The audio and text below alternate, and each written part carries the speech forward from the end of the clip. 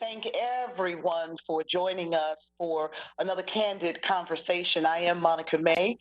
And if you signed up for this conversation with our mayor, then you are in the right place. I'm going to turn this over now to our mayor, Jerry Demings, so we can begin our candid discussion.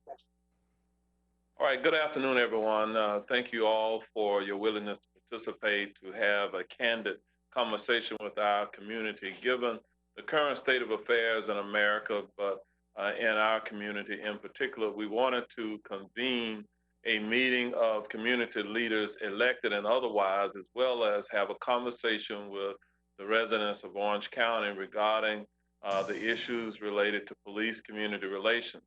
We have a team of individuals that have volunteered to be part of what we call the Mlk Initiative here in Orange County. We began this initiative based upon Dr. King's 6 principles of nonviolence, and I'll review that with you very quickly. Nonviolence is a way of life for courageous people. It is active nonviolent resistance to evil. Nonviolence seeks to win friendship and understanding. The end result of nonviolence is redemption and reconciliation. Number 3, nonviolence seeks to defeat injustice, not people. Nonviolence recognizes that evildoers are also victims.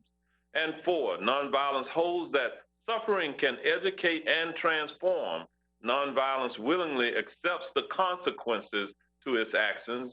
And number 5, nonviolence chooses love instead of hate.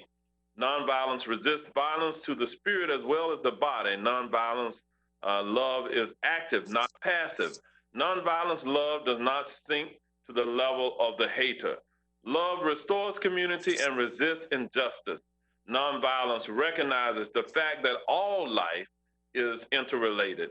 And finally, number 6, nonviolence believes that the universe is on the side of justice. The nonviolence register has deep faith that justice will eventually win. And so with this community conversation this afternoon, we are going to enjoy, hopefully, the spirited dialogue between members of our community. The Mlk Initiative is a year-round initiative that we have within Orange County, where we have some nearly 40 volunteers who make up the advisory group that will provide advice to myself and the Board of County Commission going forward regarding solutions to injustice within our community. We have 2 co-chairs of the Mlk Initiative here in Orange County, and they are Ms. Monica May, many of you know her, and Ms. Lisa Bachman. They will be the moderators for this afternoon's conversation. And so with that, I'm going to turn it over to Ms. Monica May to begin the dialogue session this afternoon. Thank you very much, Mayor. And I would like to hear from Pastor Roderick Zach to give us a brief opening prayer. I'll be glad to. Thank you for the invitation, and excited about the opportunity for this conversation. Let's bow our heads for a moment of prayer. Oh God, we love you. We give you praise, honor, and glory for your being God, and you're creating us in your image. And we're mindful of the statement of Dr. King, where he said, in a real sense, all life is interrelated. All men and women are tied in a single garment of destiny. Whatever affects one directly affects the other indirectly. I can never be what I ought to be until you are what you ought to be.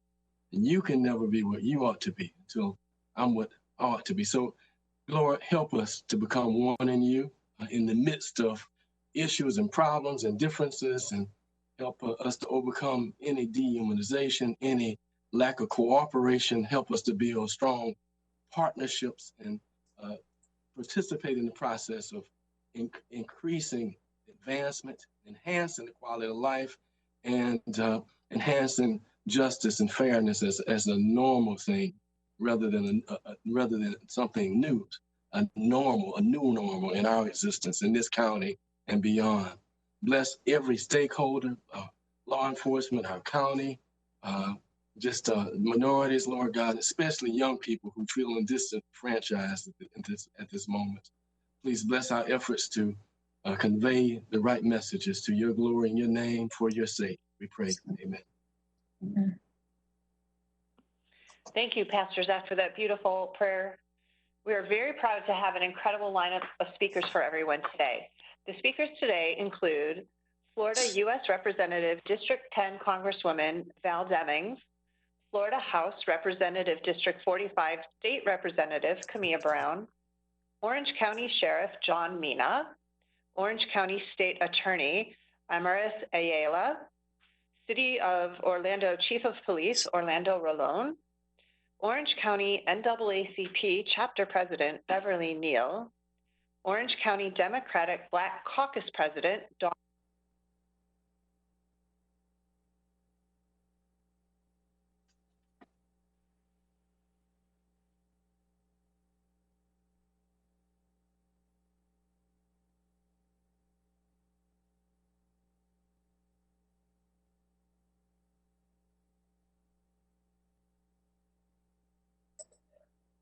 to have them talk briefly, and then what we would like to do is invite everyone to please type their questions into the chat. When all of the speakers have concluded their presentations, then we will get to answering all of your questions and as many of them as possible. Now to our speakers so that we can begin. We would like to have each of you please share your perspective about George Floyd, the police, and inform our viewers on what recommendations you have for policy decisions and legislation going forward. And we'd like to start with Congresswoman Val Demings. Well, I'd like to say good afternoon to all of you, and thank you so much as we assemble today to deal with some very critical issues, not just in our community, but in our nation. I want to thank Mayor Demings and others, Monica and Lisa. Thank you so very much. And everybody who is scheduled to speak today and everybody participating in this very important moment in our history. How much time do we have as we talk about what are our recommendations?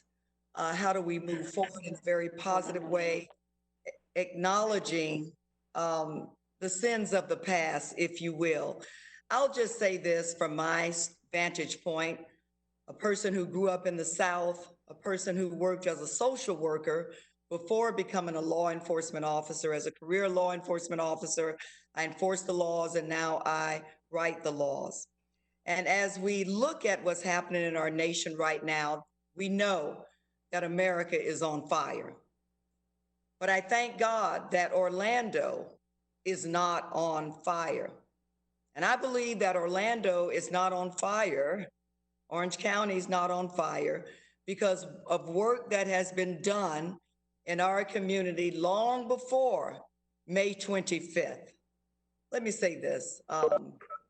I attended the memorial service of George Floyd on yesterday, the first one. I watched the video as well as you and people all across the nation and in our world. And what happened to him was disgraceful. What happened to him was shameful. And what happened to him was a criminal act. And just like no one else is above the law, law enforcement should not be above the law, and we have to be held accountable. So let's just get that on out of the way. But let's go back to why Orlando's not on fire. I believe we have invested our time, our talent, and our resources into programs that improve the relationship between the police and the community and build trust. But let me just say this, based on all that I have witnessed and all that I have heard, I do believe even Orlando, the city beautiful, Orange County, is just one incident away from being Orlando or Orange County burning. And so we have got to be proactive and not reactive in terms of change. I've talked a lot about much needed change with police agencies. There are about 18,000 of them across the nation, beginning with an internal look at themselves. Look within. Don't wait for the federal government to come up with guidelines. Don't wait for state or local officials to come up with guidelines. Do a self-assessment and look at your policies and see if you have a policy that even resembles what we all witnessed in Minnesota. If you do, take the initiative and do the right thing and prohibit it and ban it. And I'll say this as well. We know where our hot spots are in this community. We always have to be proactive. We can't, if we have an initiative that continues to build the relationship and trust in the community, crime may have gone down. But remember, building trust and a relationship is a never-ending process. And so we have to be proactive. We know where our hot spots are. We have to keep resources in our hot spots. We can't pull them out or change direction because we've had a change at the top and we have another initiative. Building strong relationships with the community and instilling trust is just as important as reducing crime in our community. So we have to do both. I'm going to end with this. I am thankful to be a part of this community because I've seen what's happening in some others, and what is happening in some others is not happening here. I believe that is because of the strong leadership that we have. To all of you who are on this call. But believe me, we cannot rest on our loins. We have got to be proactive. We have got to be consistent, and we've all got to strive for a better life, not just for ourselves, but for the people that we represent. So again, to Mayor Demings, to Monica May, it's so good to see you, and Lisa, thank you for this opportunity, and to everyone on the call, thank you, and may God continue to bless our community. Thank you very much, Congresswoman Demings. A great way to start our discussion. We're going to go over the State Representative Camilla Brown. If we're talking about state recommendations now, what would they be on policy decisions and legislation?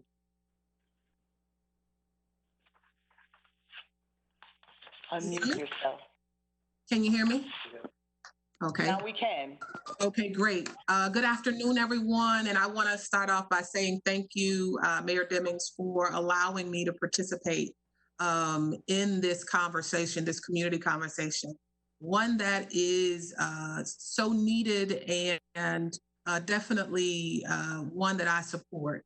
As a soon-to-be mom of a son, as an aunt of a 17-year-old son, nephew, one who continues to love and definitely speak highly on my community.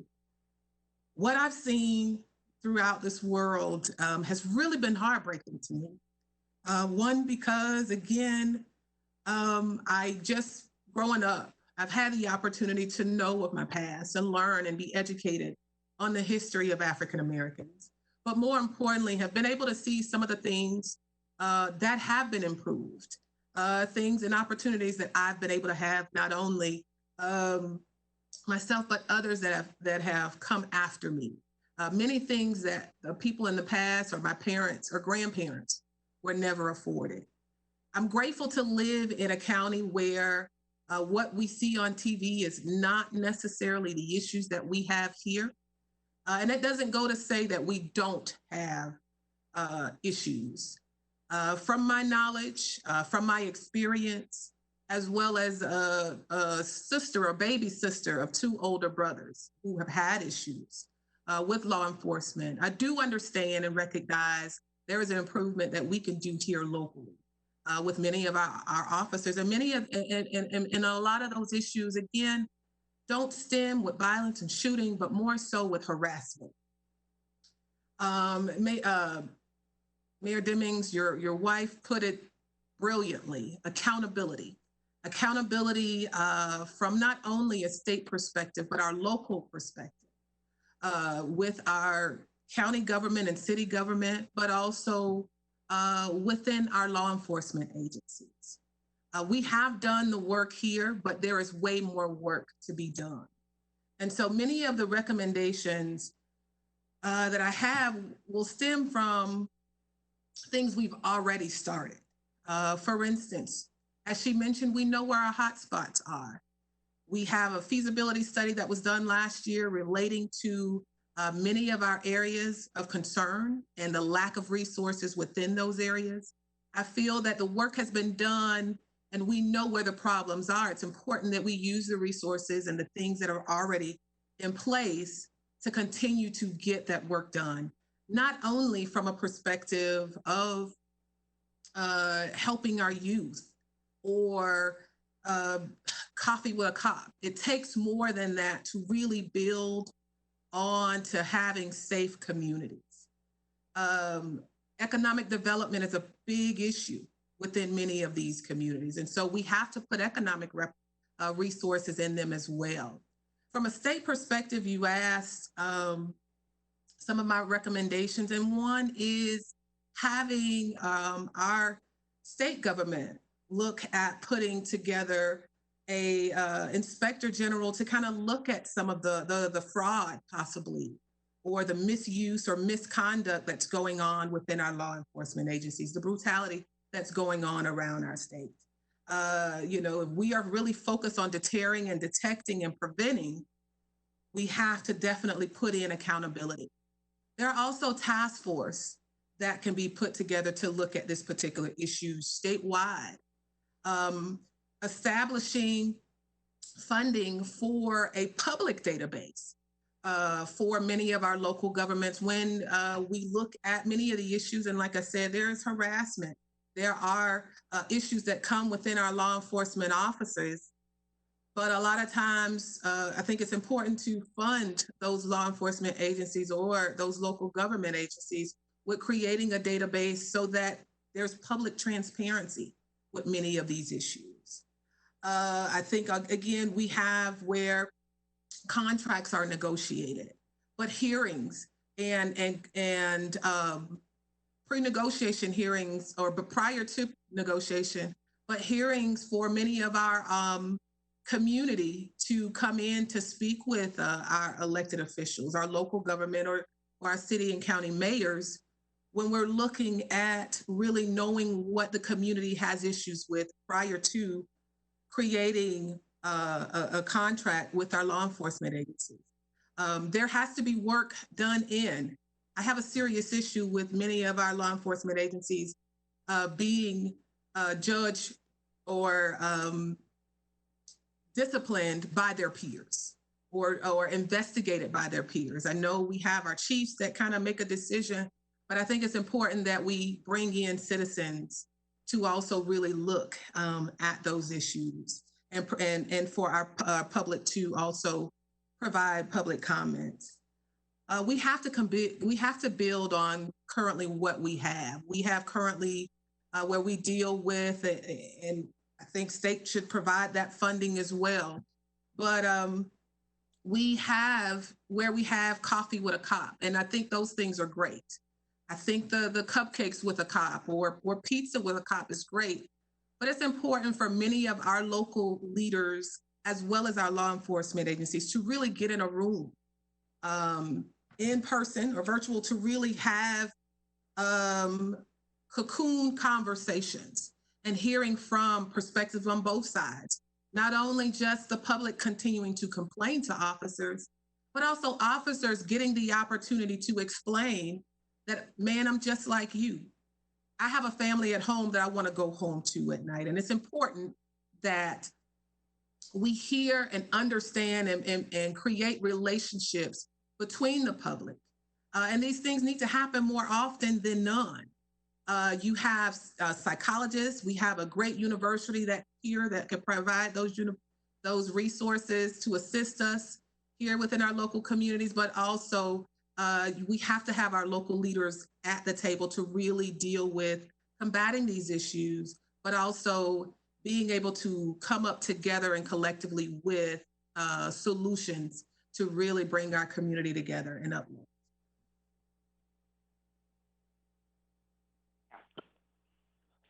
Thank you so much, State Representative Brown. First of all, congratulations to you, and thank you for these encouraging action steps. Next, we would like to invite Sheriff Mina to please respond for the next 2 to 3 minutes on policy and your perspective on law enforcement. Great. Well, thank you to Mayor Demings. Thank you to Monica for hosting as well. And I appreciate that we are having this very important and timely conversation right now. And I want to say this, that something that I've said many times over the past week or so, that the actions in the George Floyd incident were indefensible, unexcusable. They were criminal. And we as a profession are glad that those are former officers, and we are also glad that they were charged criminally, because they do not represent law enforcement as a whole. But I will also say that we as a profession are far from perfect. And I heard this earlier. I think one of the worst things that you can say is, well, that can't happen here. Because I've heard chiefs and sheriffs say that throughout the country. That's not true. That can happen here. So for us in law enforcement, now is the time to listen. But I will say this, that the Orange County Sheriff's Office and the Orlando Police Department, where I came from, are two of the most progressive and professional agencies in the nation. And many of these suggestions, ideas, policy changes that have come to us in recent days from the community, our community will be happy to know are already in place. We have body-worn cameras. We do de-escalation training.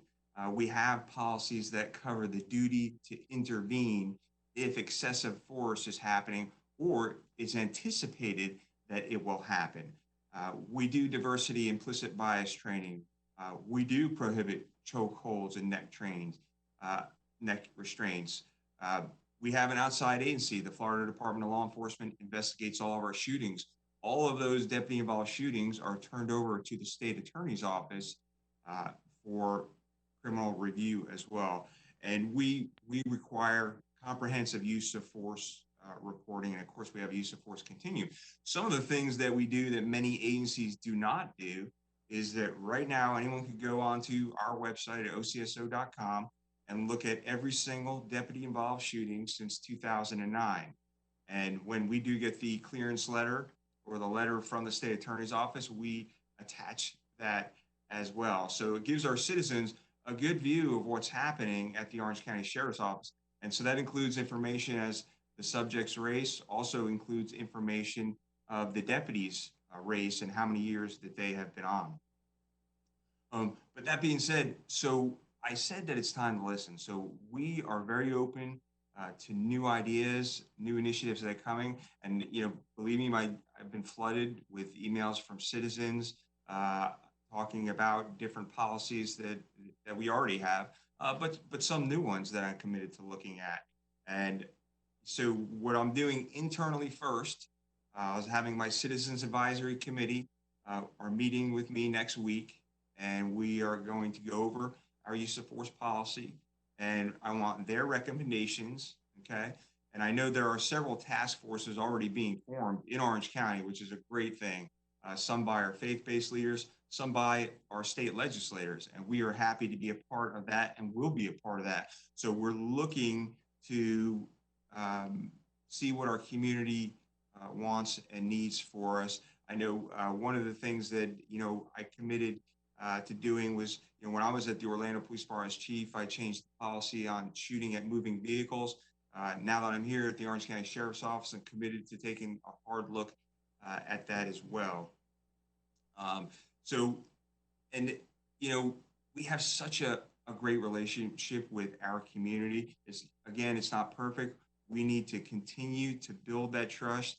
And now is the time to, again, for us in law enforcement, to listen to our community, listen with an open mind and take suggestions. And I know I'm probably going over it. Thank you.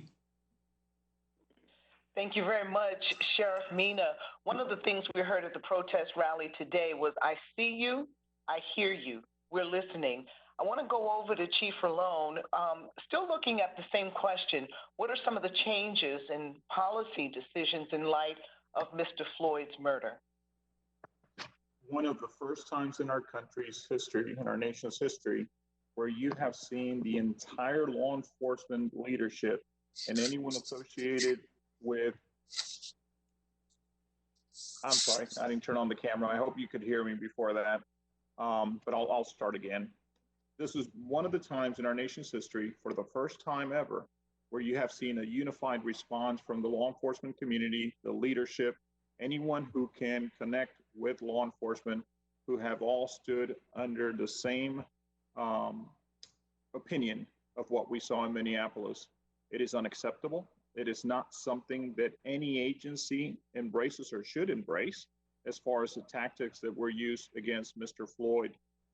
Like the sheriff mentioned, we pride ourselves on the fact that we have been very, very forward-thinking, very proactive in our history of always looking at our policies as living documents, always looking for opportunities to look at the way we do business and, as needed, adjust those policies to better fit the citizens that we serve.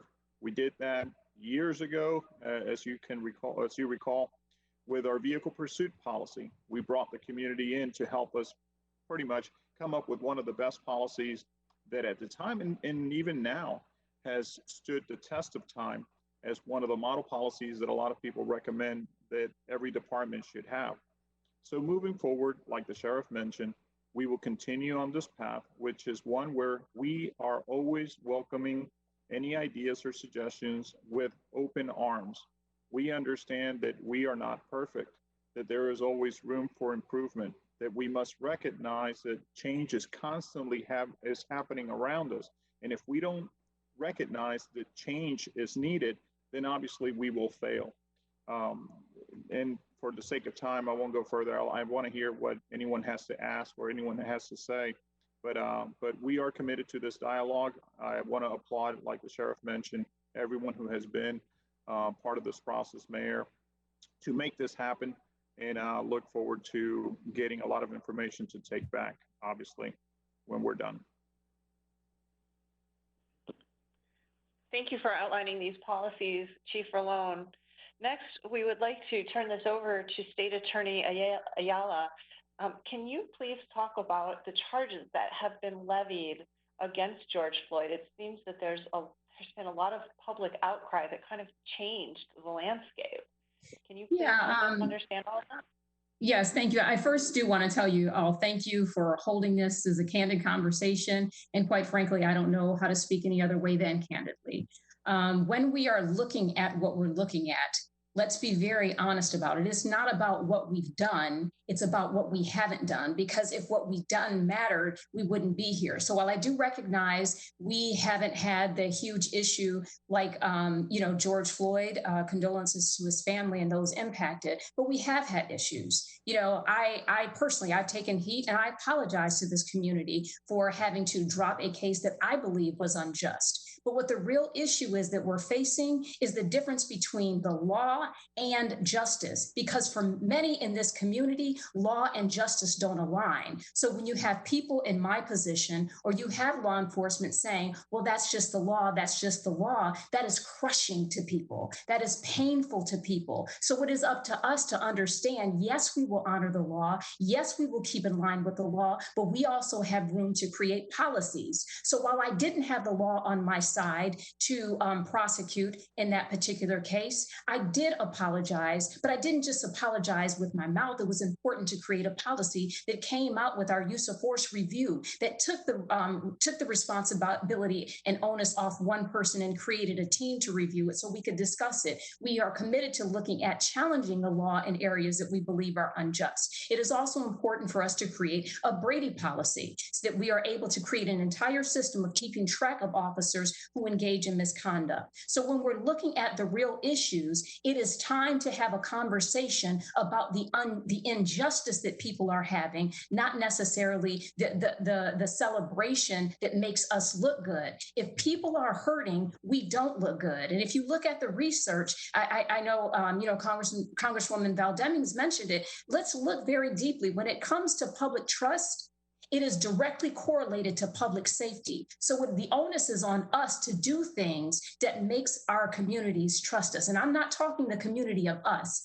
I'm not talking about Facebook and Twitter communities. I'm talking about the communities who are directly impacted, the Black and brown communities, the poor communities, the immigrant communities, our Muslim communities, Hispanic. That's what I'm talking about. So when we have a candid conversation, we have to talk about those who feel silenced and that they don't have a voice, because we work for them, and we always have to keep that in mind. So I just wanted to make certain that I closed out by recognizing that we can focus on the law, we can focus on, how great we are, but we also have to acknowledge the pain and talk about responding to that pain so that it's not just us who are okay, but that we can look in the eyes of people who we serve, and most of them are okay.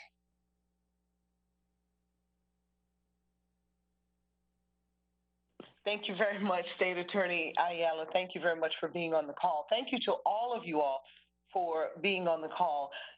One person who is a part of our MLK committee is our Community Engagement and Outreach Chair. He is Russell Drake. Russell, where are you in all of this in terms of community involvement?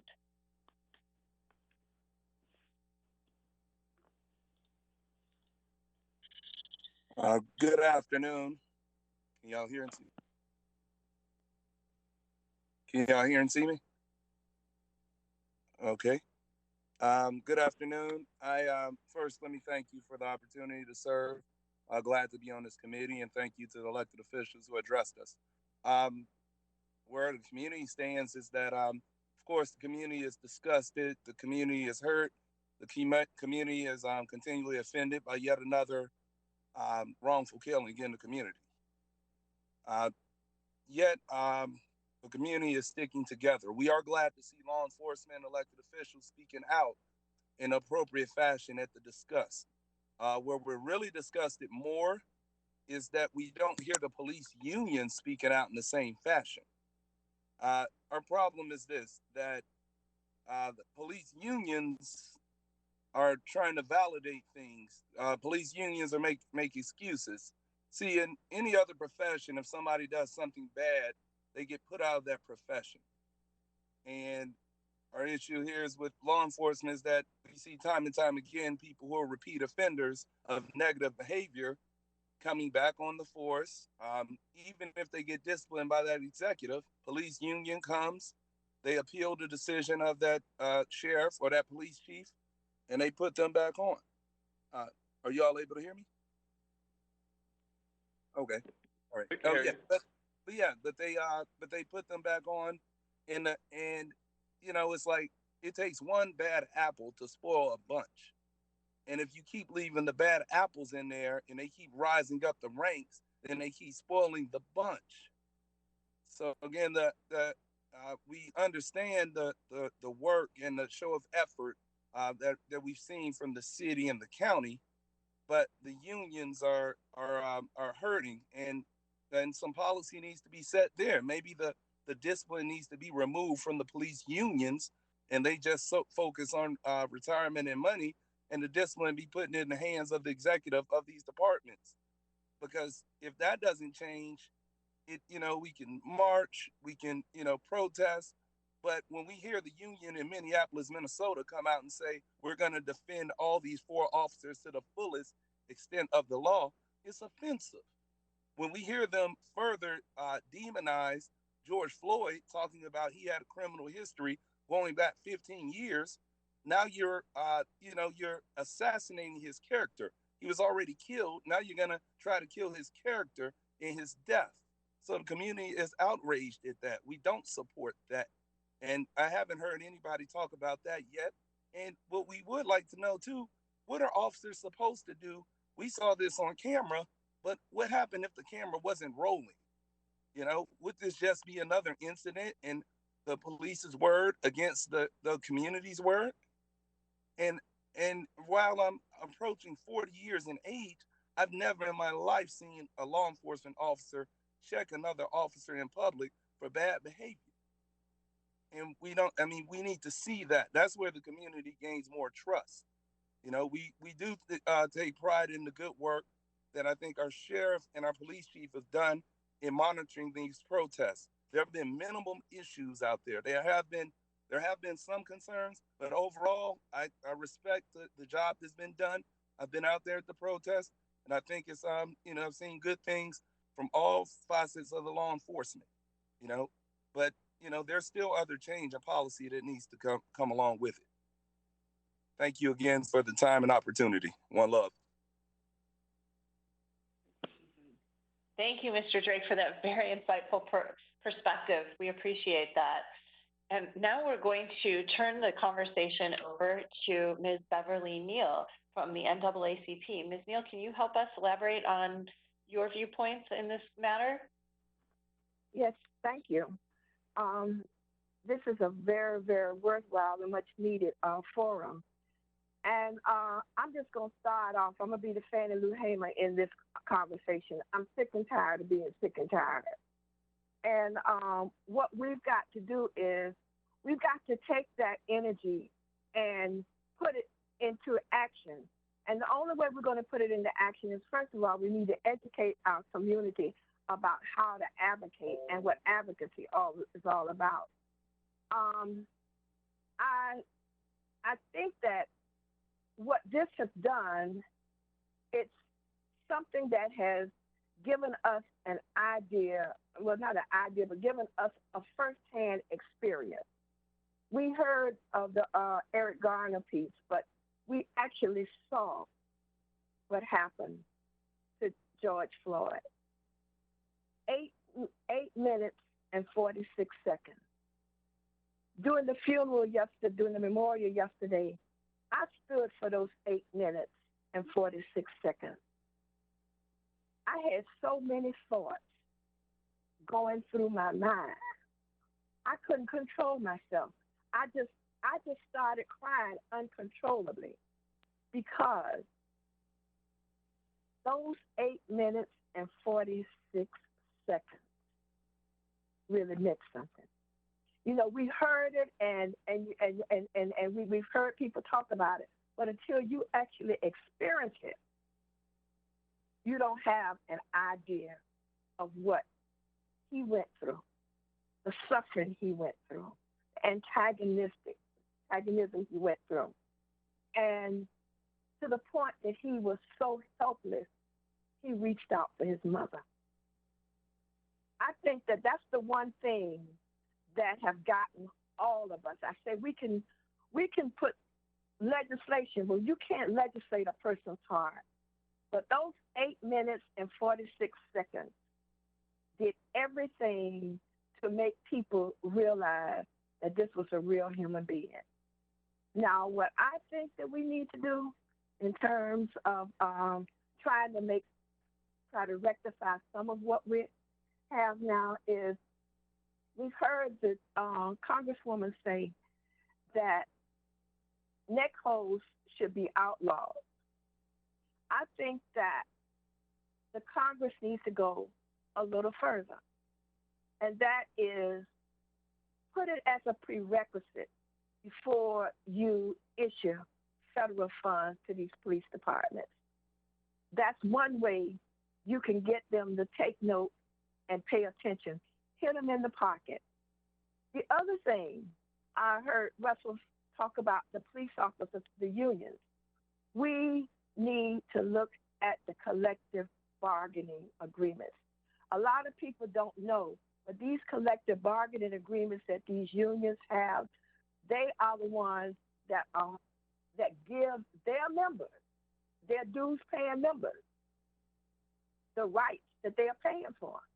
So when it's time for negotiation, chief and sheriff, I don't know how it's done. I do know, I think through the city, that the mayor is the person who signs the collective bargaining agreement with the police officers, and I'm assuming it's the sheriff. But I think that we need to take a closer look at those collective bargaining agreements, and I don't know to what extent, Chief, you allow your citizens review committee to have some input in it. But a lot of what we have in those collective bargaining agreements, it's nothing. It's just a document there to protect officers when they do wrong. The other thing that I have done, I've spoken to our Senator Randy Bracey, who serves on the Senate Criminal Justice Committee, and I have asked him to take a look at the Police and Corrections Officers Bill of Rights in the Florida Constitution. They need to look at that and to try to see if they can put more teeth into that legislation, and let's make some changes. And I think that we as an African-American community, that should be one of our campaign slogans this year for everybody who's running for the House seats that are up for our re-election. We need to find out from them, are you willing to change the Bill of Rights for police officers and corrections officers. And the other thing that I want to say is we need to have more education and more communication. And the reason that the communities a lot of times are hurting so is because they don't know. You know, when you don't know how to advocate, you just feel helpless. And I think that's where we are now, where people feeling helpless. So what we've got to do as a community, NAACP, we've got a great criminal justice committee. Anybody who wants to work on that criminal justice committee to help us do what we need to do to help our community to heal, to educate, to know how to navigate through the process. And I think that once we give them those kind of tools, you'll probably see a difference even in the way your offices are respected. Because a lot of people think it's the police officer, but a lot of times these unions and their collective bargaining agreements, I think to me, the collective bargaining agreements are the ones, is what we really, really, really need to look at and try to make changes. But like I said, we're here. We're not afraid to fight. And like we have a new slogan at the NAACP, we are done dying. We are done dying. And as I heard one man say not too long ago, not our son, not any longer. Thank you very much, Beverly Neal with the Orange County NAACP. One of the things that I'm sure Beverly would like to remind everybody is two things. Actually, the census, fill it out, voting. The election is coming up soon. You're not only voting for president in November, but in August, state attorney elections, we have council seats, and so much more. Check in with the Orange County NAACP. I wanted to go over to the Orange County Democratic Black Caucus and speak with Ms. Dawn Curtis. I see she's rocking her baby. I can tell. This is family oriented and it zooms. So we see you. We see you, and now we'd like to hear from you. Good afternoon, everybody. I do apologize for the rocking. I'm trying to keep the little one at bay while I participate in this event. First, I want to thank Mayor Dyer and the MLK Committee for hosting such a timely and much needed forum. And as the president of the Orange County Democratic Black Caucus, I think a lot of what I wanted to say has already been spoken by our other panelists, but I really wanted to, reiterate, especially as a mother of a 8-week-old African-American male, a Black boy. I really want to say that we cannot allow this movement to turn into a moment. We really must take control of what is going on in our country today, not just in our country, but throughout our whole law enforcement industry. We must drive this culture that has taken over our police department. We must drive that out. One of the things that the Black Caucus we wanted to do is kind of start looking at what are the hiring practices. How can we address change? Can we go and look at the rubric of qualification? Do we need to put something in place to increase evaluation when it comes to conducting an extensive mental health or behavioral health assessment? We also wanted to look at what are the different type of tactics that's being used. I think Sheriff Mina kind of hit on it, and he said that they're not doing, chokeholds. We need to look at no knock warrants. Is that something that's in our policy? And how do we use lethal force? Also, within our community, we wanted to make sure that our community is aware and abreast of whenever we do have these citizens review boards, and if there's any practices that are unbecoming among law enforcement officers, why don't we have a database in place so that we can review some of those items? And if they are in place, then we need to make sure that the community is educated about them. Also, we need to implement some type of anti-racism, implicit bias training for, our law enforcement, and how they conduct themselves whenever they're faced with one of these tumultuous situations. So just to kind of not to just continue to beat on the same path, but I think from the Black Caucus perspective, we will be just looking at policy and how can we, guide, some policy changes or offer some suggestion as it relates to that. Thank you so much, Ms. Curtis, for those very valuable words. I think that it is so important. I loved your comment about taking this moment and making sure that the moment turns into a movement. We can't let these moments go by anymore.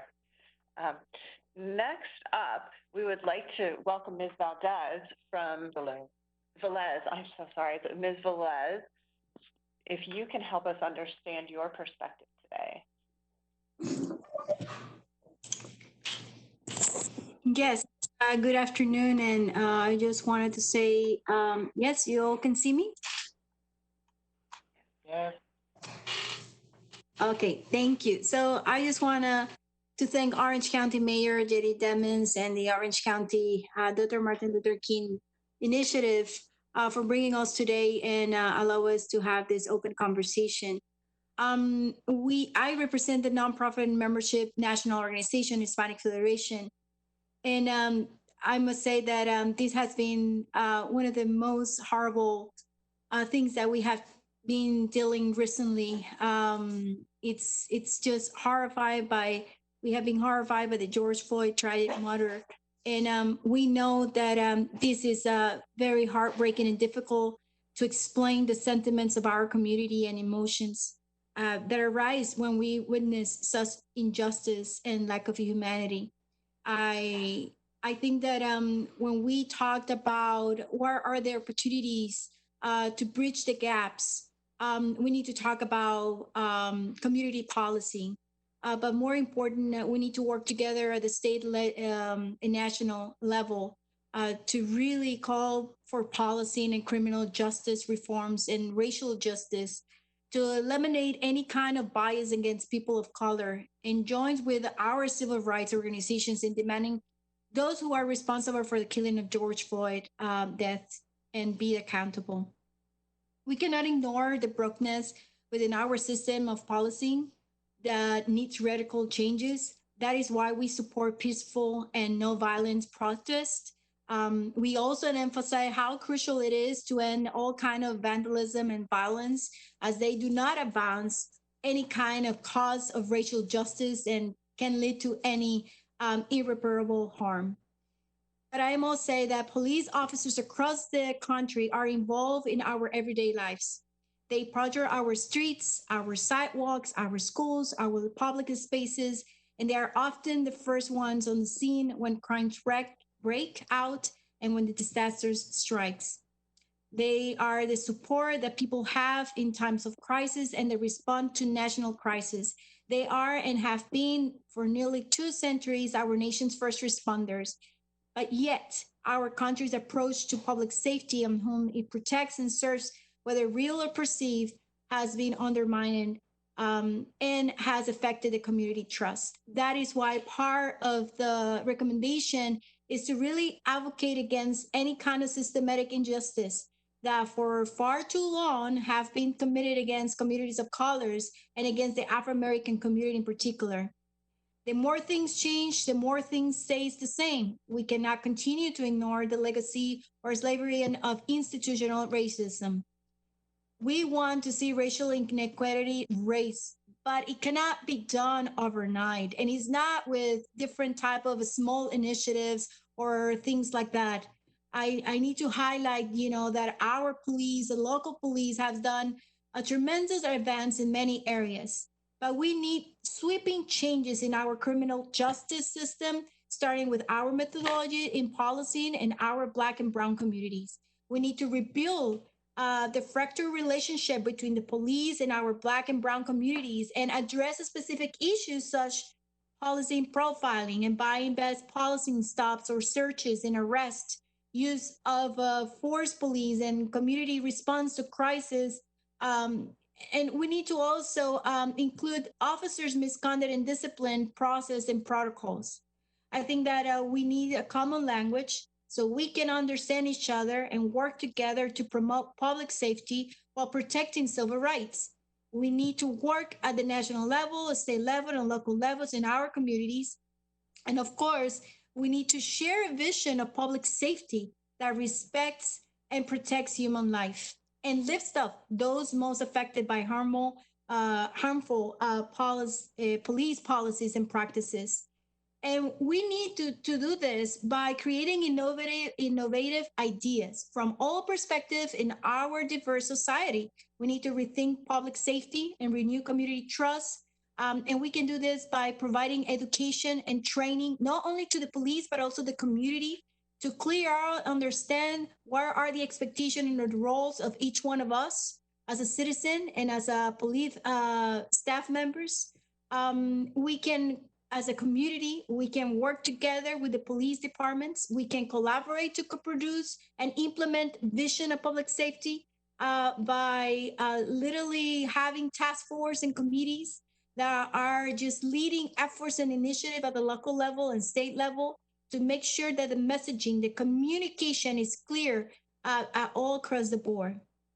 Together, we can make a community policy the foundation of building positive relationship and trust. And we can do this by creating all this type of initiative. But more important, we need to be very strong and thoughtful and intentional when we support police policies and practices that can decrease policy violence, such as ban chokeholds or strangleholds, adopt de-escalation practices, and provide intense trainings to officers on de-escalations. And of course, we do not pretend to know more what the police needs to do, but as a community, we can bring all these concerns and fears. How is it that we perceive the police as our enemy instead of our friends who are here to serve and protect? That misconception has been so broken so many times. And for that, we need also transparency. We need to deploy body cameras on all our patrol officers to provide critical evidence in solving crimes. Increasing transparency and accountability will help to gain the trust. Also, provide mental health awareness and background checks on all policy officers, police officers, for any signs of ties of violence or involvement with any extremist association. We definitely need to implement strict and broad trackings and review processes, like it has been mentioned before. When an officer responds to resistance, or a separate reviews board that has power to review police misconduct, and can decide the progressive discipline of, determination of an officer based on his abuse or misconduct on the field. All this Ms. Velez, just to gain trust. Yes. Ms. Velez, what I'd like for you to do is just put a pin right there, because you had some very good points. But in order for us to get to some of our questions, we have to, be very mindful of time. You made some very, very, very key points. Yes, thank you very much. Our final panelist before we move to our Q&A is Pastor Roderick Zach. He is a part of the Mlk Initiative, but also we'd like to hear from the perspective of the faith-based community in all of this. Thank you so much. Thank you, Ms. Velez. You had great comments. Let me just start with a quote from Dr. King. We are now faced with the fact that tomorrow is today. We're confronted with the fierce urgency of now. One of his quotes. If we don't realize that this is a Kairos moment, which is different than chronology, Kairos is immersed with urgency, that then we miss the point. And so I just want us to think about, how I feel. I pastor a church with over 2,000 members. Most of them African Americans. Most of them the church I serve is mostly middle and upper middle class. Okay, so Chief Mina and Sheriff Mina, Chief Roland. Basically, we have apprehension. My son has apprehension. Okay, we get stopped and pulled over and disrespected. We got master's degrees and bachelor's degrees and all this kind of thing. So something has to change in terms of the fear and apprehension that we're experiencing, just common everyday folk. Not to mention, that's great that you've got a handle on heinous crimes or unjust murders and things like that, but we need to exercise some kind of physical distancing. What I mean by that is maybe we need to figure out how you can automate giving me a ticket or something. Or we don't have to get in each other's face as much or something. Because one of my officers said that one of his most fearful moments is approaching somebody's vehicle. Can we figure out how we can mitigate that, especially in hot spots? And then the mindset. We got to deal with all this. Ms. Velez brought up a lot of stuff about the approach, and I'm hoping that somehow we can break through with some of the best minds to take a look at this whole scenario. How can you, you're doing your best, you got the best training from your vantage point, but then there are folks who have a lot of other kind of training and expertise that could bring to bear. It's time for us to bring to bear as much as we can to innovate, to rethink, to re-strategize, how human rights and values can be established and maintained. And so I'm just talking like an everyday person. I've been stopped maybe 4 or 5 times. I've never really had a good experience with police. I'm sorry. I love you. I love the guys I know on the top echelon, but when I have an interaction with them, it's not respectful. Anyhow, I'm done with I want this to be a little visceral. Okay. I want it to be personal. Okay. Because if we don't get it, that it's more than just the murders or the miscarriage of justice. It's the need for an overall look at this whole issue of dehumanization, the lack of value for life, the lack of respect for African Americans. And that's what we sense in some instances. So it's an anti-Black racism, has no place in modern democracy. And it's time for us to rethink it. And if unions are an issue, I don't know how you interact with the unions, but in unions are an issue, we got to look at all of that. If you don't have the control that you need to exercise swift judgment and so forth, we got to look at all of that. And that's what legislation needs to happen. We may need to take it apart, put it back together again, so it can be a streamlined, efficient thing that happens.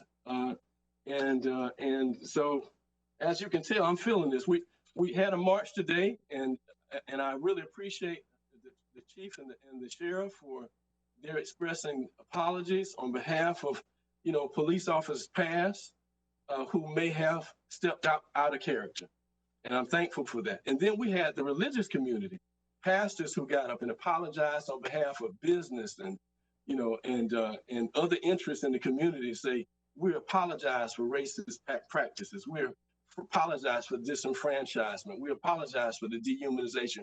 We apologize for the lack of valuing of life. And then we accepted that apology and said, hey, we're going to work to make a difference. And so I just feel like there's a lot of policy shifts that need to take place. Collaboration, cooperation. Why is, for instance, the Brady list? Why is it such strong pushback on some levels of accountability by the union? Things like that. So we got to analyze that and figure out, why is a law enforcement officer, it seems like they're always in favor of the strictest crime, punishment rather. Not only are you, apprehending, but now the mindset seems to be the strictest crime, the strictest penalty. And so that's about the justice system, the criminal justice system, judicial system. All of that needs some reformation. And the young people that are out there in the streets that we've had a chance to talk to, their frustration is bigger. It's bigger. You can sense there's some underlying things in terms of opportunities. And I don't want to take too much time. I know I'm out of time, but I appreciate the opportunity to share. Thank you so much, Pastor Zach, for such a wonderful and passionate response throughout the entire time, we have received many, many questions, and we're going to start by answering them now. Please note that if your question does not get answered, at the end, we are going to go back through and vet all of the questions, and they will be posted at ocfl.net/MLK. So most of the questions that we've seen today have been addressed towards our law enforcement. So we'd like to have both Sheriff Mina and Chief Rolone respond to this first question, that is, how will law enforcement officers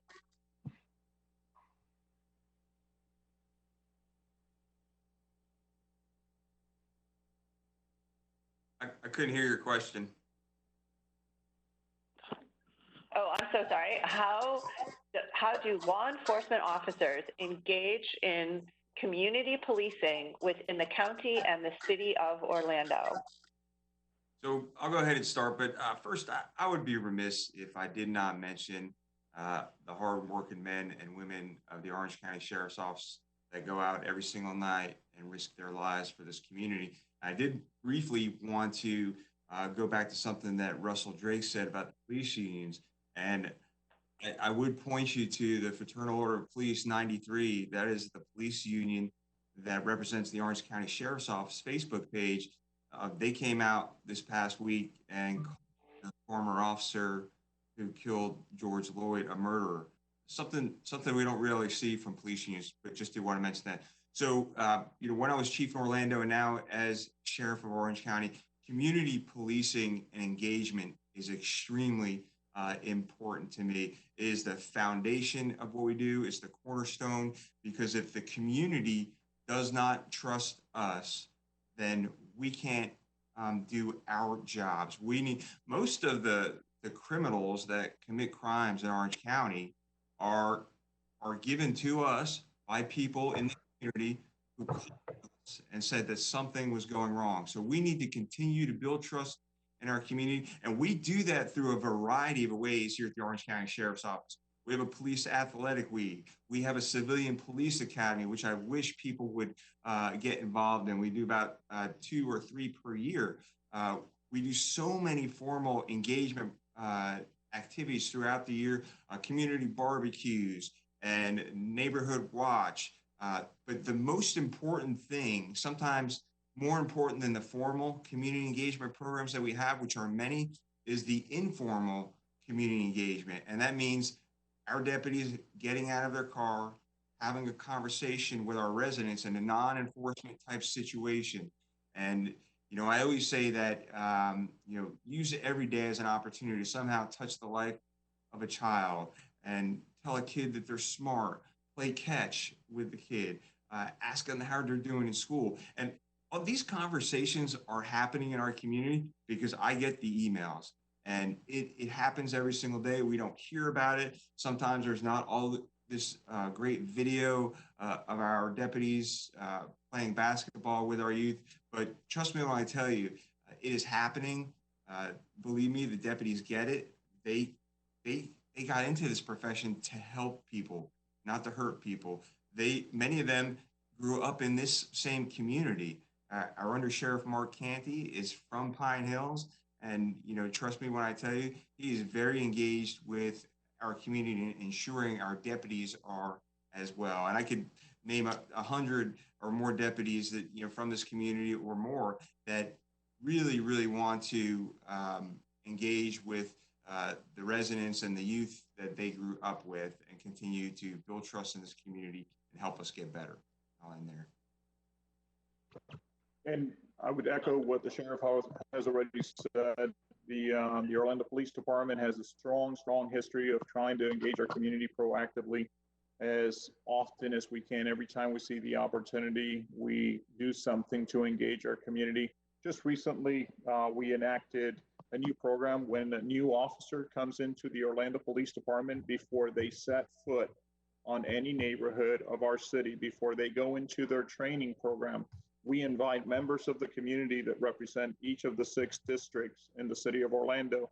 We have them come in, sit down, and then we have the officers at a table move from table to table with each of the representatives of those districts so that those representatives, community stakeholders can tell the officers what the officers should expect when they go into the community. Also allows those community stakeholders to have an opportunity to engage our officers and learn about our officers and learn about their many different backgrounds that are coming in to join our police department. We also announced recently our youth outreach coordinator, Officer Joseph Lundy, amazing guy who has always championed a lot of our efforts that have to do with our youth. He in turn is the one who's going to be recruiting and has recruited members of the Orlando Police Department to become ambassadors of the program so that we can specifically work with our youth and try to engage our youth and try to work with our youth, especially the ones who may have already run into a situation. We truly believe in a second chance. And if we can help someone who may have gone in trouble or maybe is in that position in life where potentially they could get in trouble, we want to reach those kids well in advance. Our Neighborhood Watch program, of course, nationally recognized year after year after year, top 3, #1 when it comes to National Night Out as to how well it's doing. Again, another way to engage our community. And the Neighborhood Patrol Unit program. That is something that I'm a product of. That is something that many here have been a product of when it comes to the Demings and the sheriff, myself. It is something that we had to get away from in the past because we needed those resources to address violent crime. Now we're doing our best to bring that back. Officers who are then assigned to the community, specifically communities that are in trouble or need additional assistance, it gives them ownership of those communities. And thanks to a grant that we just received that hopefully will be approved through council, we're going to add a number of officers to that program to do exactly that, engage the community. All right. Thank you very much, Chief Falcone. We've had a lot of questions on tear gas, especially right here in Orlando, the usage of it during some of the protests, the somewhat peaceful protests turning into pandemonium because of the use of tear gas. So, Chief Falcone, if you could tell us when does the agency decide that tear gas is necessary? So it is the last thing that we want to do whenever there is a situation that comes up where gas has to be deployed. Actually, we don't even start with gas. We start with smoke when the situation rises to that level. The goal is that if smoke is deployed, that the individuals involved in the activity, which in our case in the last 6 days have been rocks and bottles and sharp objects that have been thrown at the officers, 15 of which have been injured in the process, but a lot of people don't know that. We're responding to the aggression that is being shown towards the officers. The last thing we want to do, and the one thing we have done during these protests that we have had or marches that we have had downtown, is do everything in our power to facilitate the process. We have done that. The other day, the estimated amount of travel walking through the city of Orlando was 10 miles.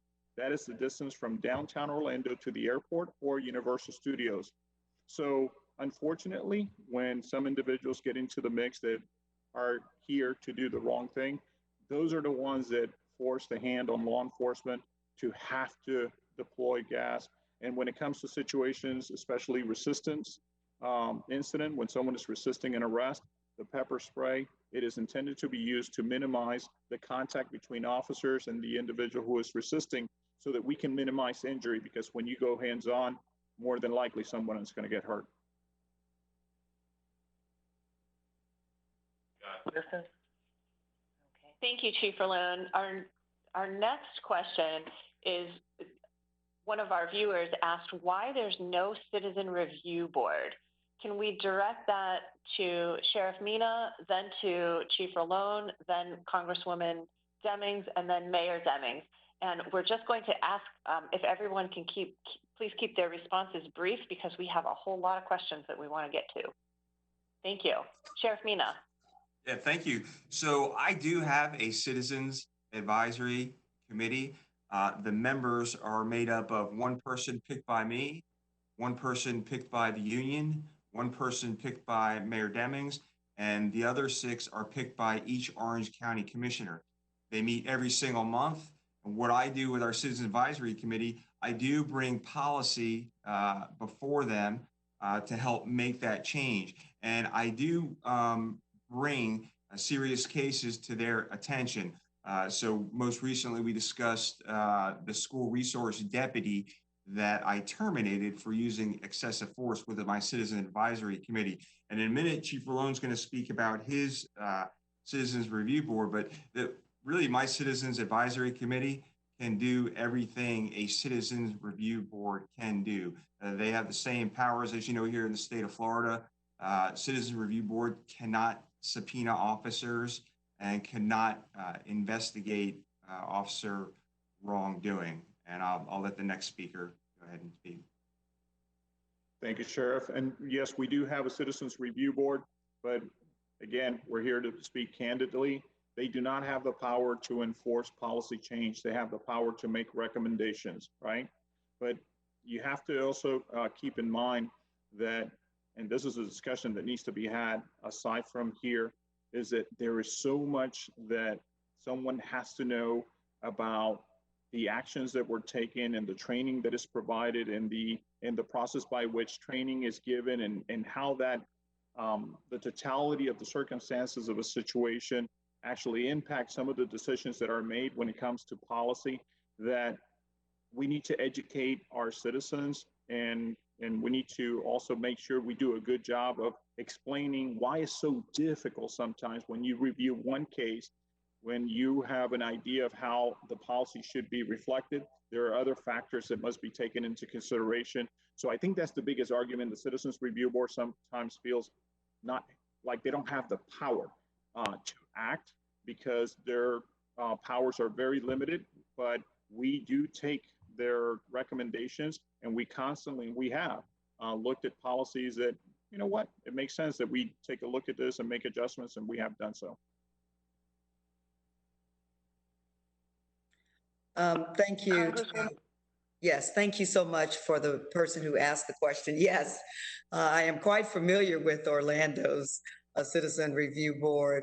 I remember going before them once a month as the Internal Affairs Commander when I was assigned investigating allegations of misconduct against officers. And I think both the chief and sheriff have laid out the benefits and some of the limitations, but look, it is a good thing. I think we are all much better that citizens have the opportunity to sit with law enforcement and review the cases and make recommendations regarding policy. And as Chief Ralone has indicated, many times those recommendations have resulted in policy changes, but citizen review boards are just one of those kind of recommendations that I think we should look at as a national standard.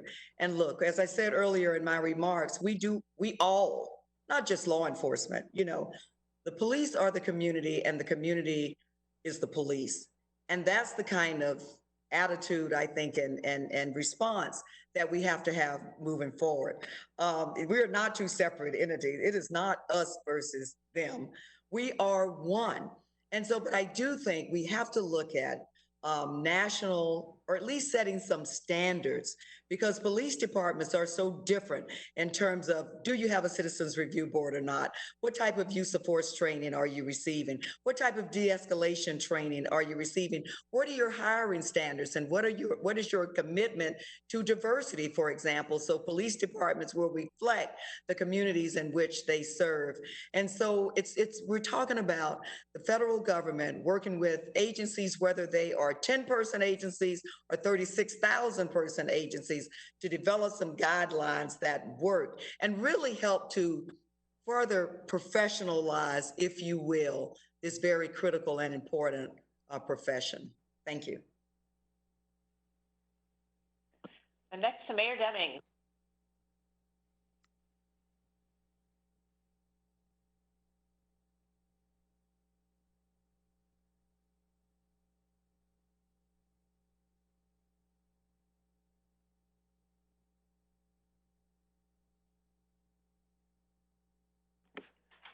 Okay, can you hear me now? All right. Let me just say this. I had the privilege of serving as a law enforcement officer in this area for nearly 4 decades. And during that period of time, there was always a call for reform of the criminal justice system, and every good law enforcement agency should endeavor to constantly review their policies and procedures. I had the privilege of, when we had a controversial shooting when I was the sheriff, to create the Sheriff Citizens Advisory Committee that Sheriff Mina referred. Here in the state of Florida, the courts have ruled that a sheriff, an elected sheriff, cannot be forced to have a, quote, citizen review board.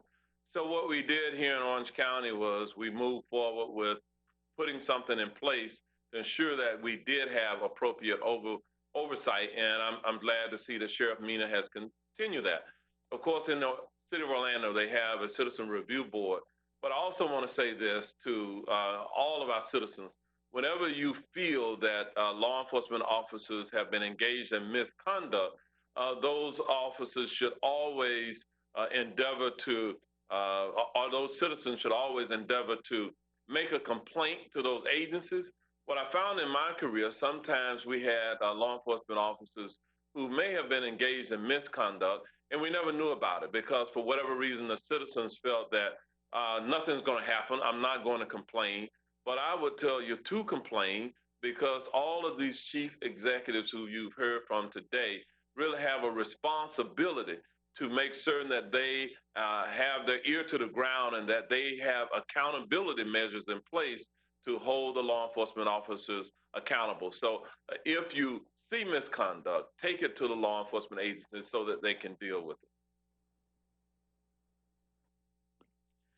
Boy, I could go in so many different directions from your responses, but I want to stick with some of our participants' questions. One thing that's come up a lot is the differences in curfew time. Some has been read at 8 p.m. and then in other parts of Orange County, 10 p.m. So the discrepancy question comes up. Mayor, can you address that for us, please?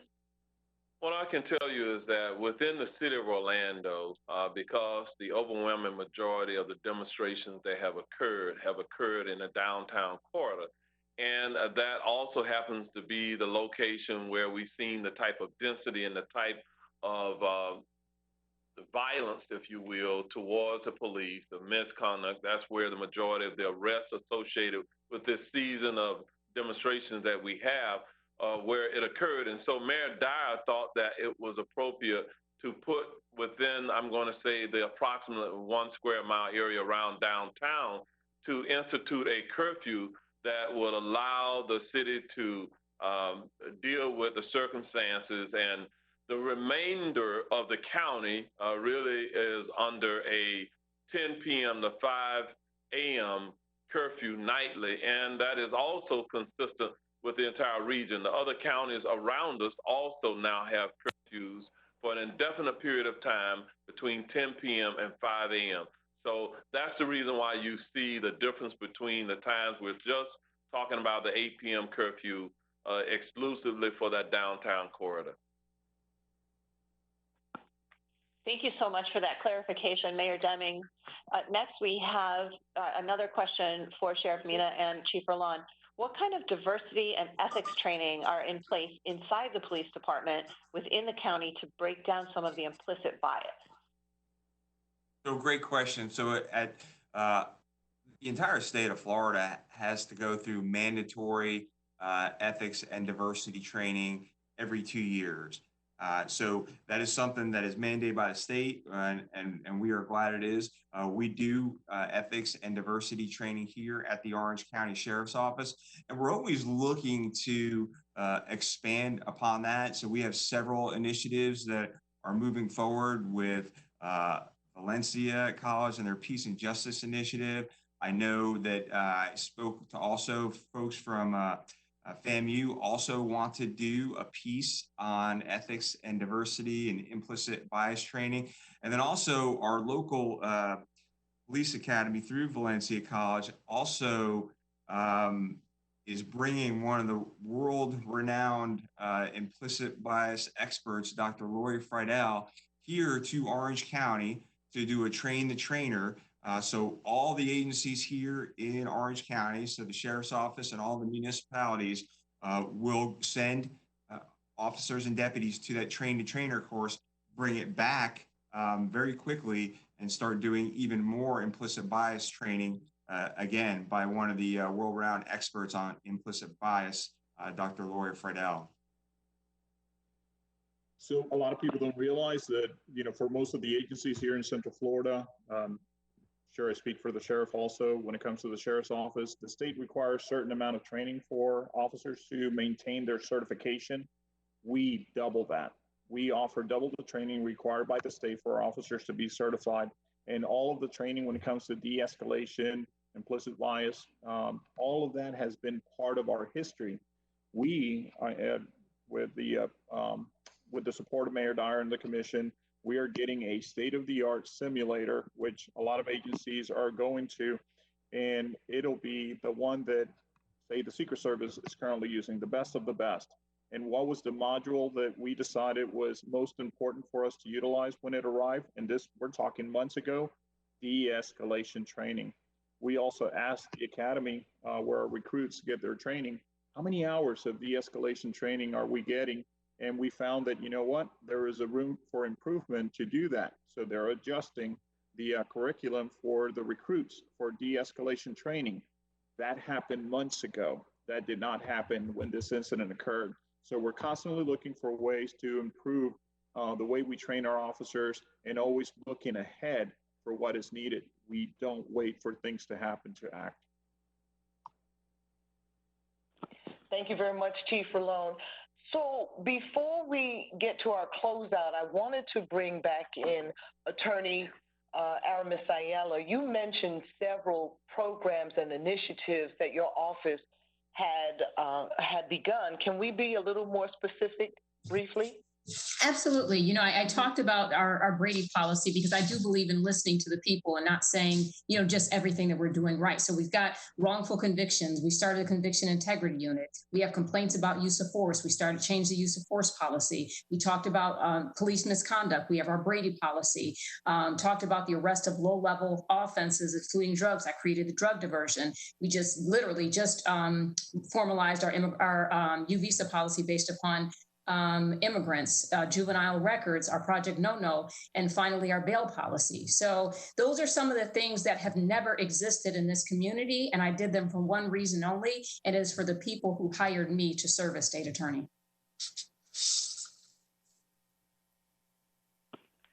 Thank you so much, State Attorney Ayala. We really appreciate your comments and elaboration on that. We're now going to turn it back over to Mayor Demings to close out this wonderful conversation. First, let me say thank you to the moderators, Monica May, and as well as Ms. Lisa Bachman for the great work that you did in moderating this.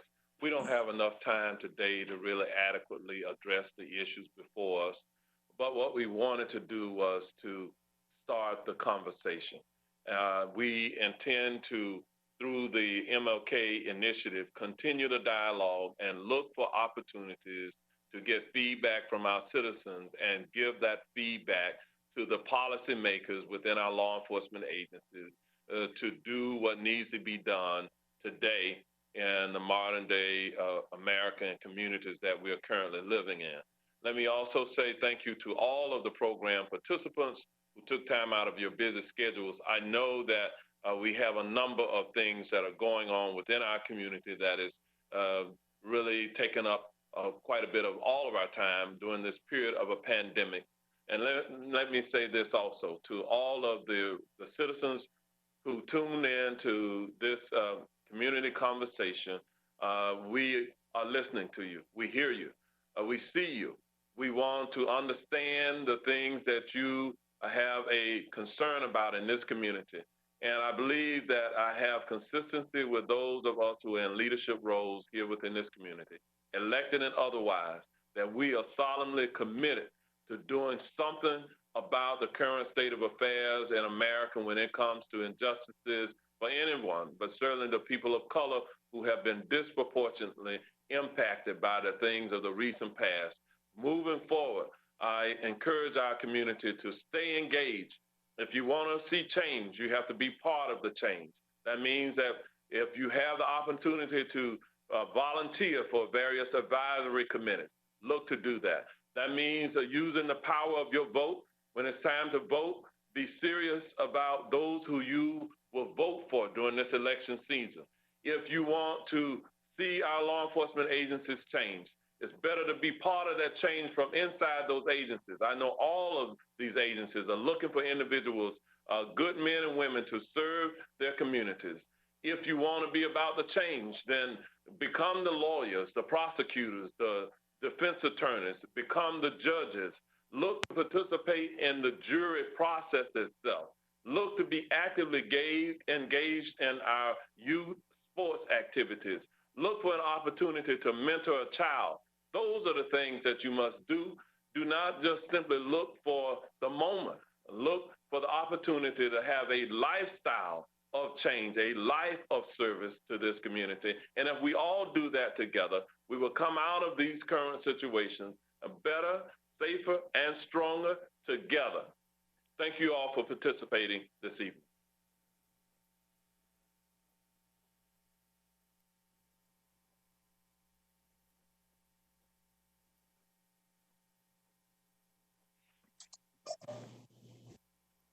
Thank you.